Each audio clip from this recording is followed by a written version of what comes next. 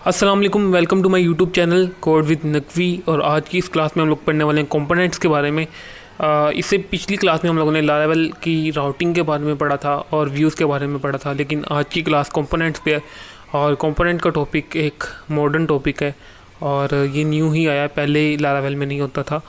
तो कंपोनेंट का टॉपिक अब है क्या ये समझते हैं। तो कंपोनेंट कहते हैं किसी चीज़ के हिस्से को।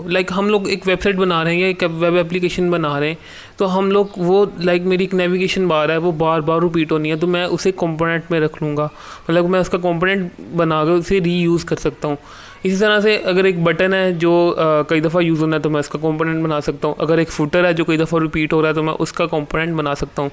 और अगर एक साइड बार है तो उसका भी कंपोनेंट बन सकता है। तो कंपोनेंट बेसिकली वो चीज़ें होती हैं जो आपकी वेबसाइट में एक से ज़्यादा दफ़ा रिपीट हो रही हो, तो आप उन्हें बार बार कोड करने की बजाय आप उनका कंपोनेंट क्रिएट कर लेते हो। तो आई होप कि आपको कंपोनेंट के बारे में पता चल गया होगा।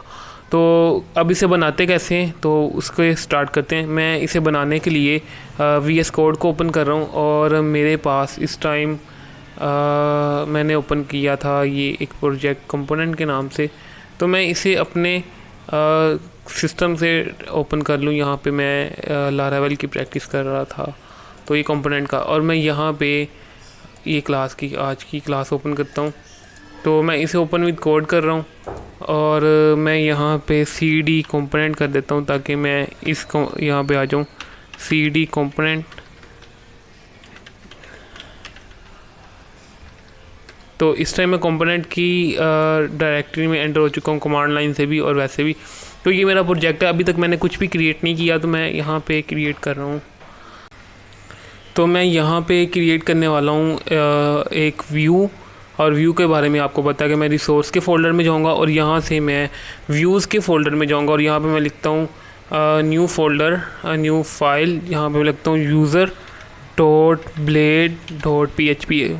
अगर आपको व्यूज़ का नहीं पता कैसे क्रिएट करते हैं तो आप इस प्लेलिस्ट को असेस करके व्यूज़ के बारे में पढ़ सकते हैं। बहरहाल मैं नेक्स्ट आगे मेरा ये व्यूज़ वाला टॉपिक तो नहीं है, लेकिन मैं यहाँ पे एक H1 का टैग लगा के यहाँ पर लिख देता हूँ कि यूज़र पेज, और इसका मैं राउट भी डिफ़ाइन कर देता हूँ। तो मैं web.php में जाके इसका राउट डिफ़ाइन कर देता हूँ।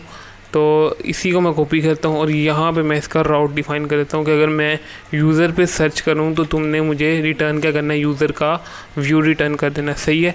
तो ये सिंपल अभी तक हमारा पुराना काम था। अब कंपोनेंट कैसे क्रिएट करते हैं ये हम लोगों ने समझना है।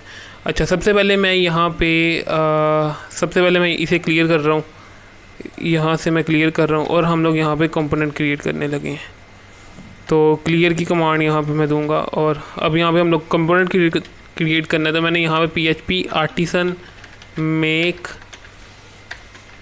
कंपोनेंट, और कंपोनेंट में बना रहा हूँ हेडर का या फुटर या एग्जाम्पल का एक कंपोनेंट बना लेते हैं। सही है। तो मैंने यहाँ पे एक कंपोनेंट क्रिएट कर लिया। अब जब हम कंपोनेंट क्रिएट करते हैं तो हमारे पास दो फाइल्स बनती हैं। एक फ़ाइल हमें मिलती है यहाँ पे ऐप के फ़ोल्डर में, ये व्यू के फ़ोल्डर में PHP की फ़ाइल मिलती है, और एक हमें ब्लेड की फ़ाइल मिलती है जो कि कंपोनेंट्स के फ़ोल्डर में यहाँ पे। तो दो जगहों पे मिलेगी, एक ऐप का फ़ोल्डर और यहाँ पे व्यू और कंपोनेंट, और उसके अंदर example.php, और दूसरी फ़ाइल हमें मिलेगी व्यूज़ के फ़ोल्डर में कंपोनेंट्स में। तो यहाँ पे example.blade.php की फ़ाइल यहाँ पे मैंने ओपन कर ली। अच्छा, अब यहाँ पे मैंने इसमें अभी तक कुछ नहीं लिखा, तो यहाँ पे मैं H1 टैग यूज़ कर लेता हूँ, example कंपोनेंट। सही है। यहाँ पे मैंने लिख दिया example कंपोनेंट और इसे मैं सेव कर रहा हूँ। तो अब इसे यूज़ कैसे करना है, मैं यहाँ पे PHP आर्टिसन सर्व करता हूँ। सही है। अपने प्रोजेक्ट को चला रहा हूँ और मैं यहाँ पे इसे चलाता हूँ। तो अभी आप देख सकते हैं कि ये, अगर मैं यहाँ पे यूज़र को टाइप करता हूँ तो आप देख सकते हैं यहाँ पे इस टाइम यूज़र पेज आ रहा है। सही है। तो यूज़र पेज आ रहा है। तो अब मैंने क्या करना है कि मैंने इसके अंदर कंपोनेंट इंक्लूड करवाना है। तो कंपोनेंट बना हुआ है, अब इसे इंक्लूड कैसे करवाना है, बहुत ही आसान तरीका है। मैंने X और यहाँ पे लिखना है उस कंपोनेंट का नाम, यानी कि एग्जाम्पल। सही है। और यहाँ पे मैंने इसे क्लोज़ कर देना है। अब मैं इसे सेव करता हूँ और अब इसे मैं रीलोड करता हूँ। तो ये देख सकते हैं कि यहाँ पे एग्जाम्पल कंपोनेंट आ गया। अब मैं इसे जितनी मर्ज़ी दफ़ा कॉल करूँ मुझे बस यही लिखना पड़ेगा।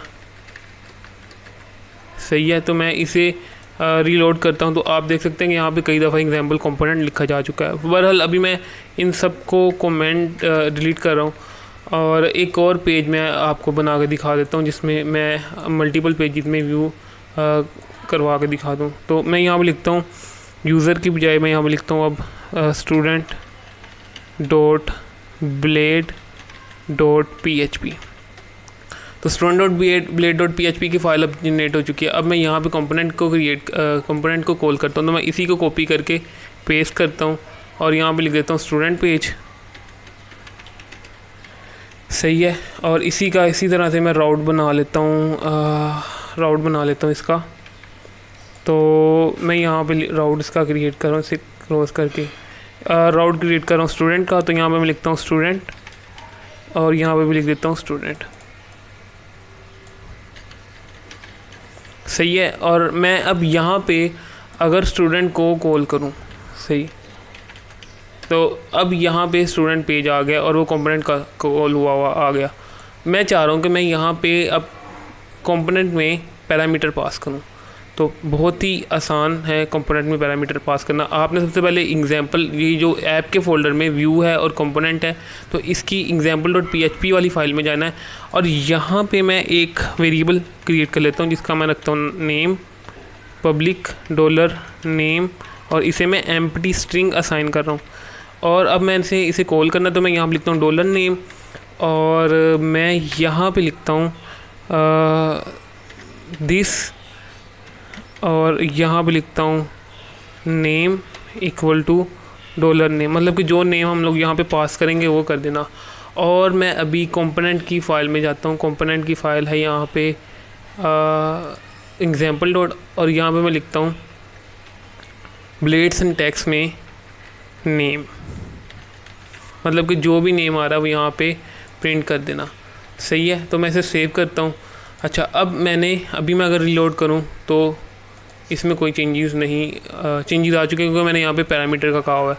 तो अब मैं स्टूडेंट के यहाँ पे पैरामीटर पास करता हूँ नेम इक्वल टू स्टूडेंट, और अब अगर मैं इसे रीलोड करूँगा तो यू कैन सी कि यहाँ पे स्टूडेंट एग्जाम्पल कंपोनेंट आ चुका है, यानी कि स्टूडेंट जो मैंने यहाँ पे पास किया था वो मैं यहाँ पे लिख देता हूँ कुछ भी।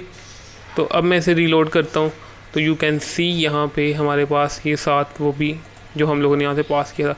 इसी तरह हम लोग अपने एग्जाम्पल मिनी यूज़र में हम लोग इसी तरह अगर हम इसे पास करना चाहें तो आपने नेम लिखना है यहाँ पे यूज़र। तो आप जो भी यहाँ से एंटर डाटा पास करेंगे वो कंपोनेंट में जाके उसकी जगह पे चेंज हो जाएगा। सही है। तो अभी यही है, मैं इसी यूआरएल को कॉपी कर रहा हूँ आपको दोनों दिखाने के लिए, और यहाँ पे मैं रख रहा हूँ यूज़र। सही है। तो अब यहाँ हम देख सकते हैं कि यूज़र एग्जाम्पल कंपोनेंट आ चुका हुआ है। तो ये थी कंपोनेंट की क्लास, ज़्यादा बड़ी क्लास नहीं थी। तो इसमें हम लोगों ने कंपोनेंट के बारे में सीखा कि कंपोनेंट को कैसे रीयूज़ कर सकते हैं, कंपोनेंट कैसे बनाते हैं, और वो सारे पॉइंट्स हम लोगों ने क्लियर किए। तो आई होप कि आपको ये लेक्चर समझ आया होगा कि हम लोग कैसे इसमें काम कर सकते हैं। तो अगर ये वीडियो अच्छी लगी है तो वीडियो को लाइक करें, चैनल को लाजमी सब्सक्राइब करें और अपने दोस्तों के साथ इसे शेयर करें। मिलते हैं नेक्स्ट वीडियो में। अल्लाह हाफिज़।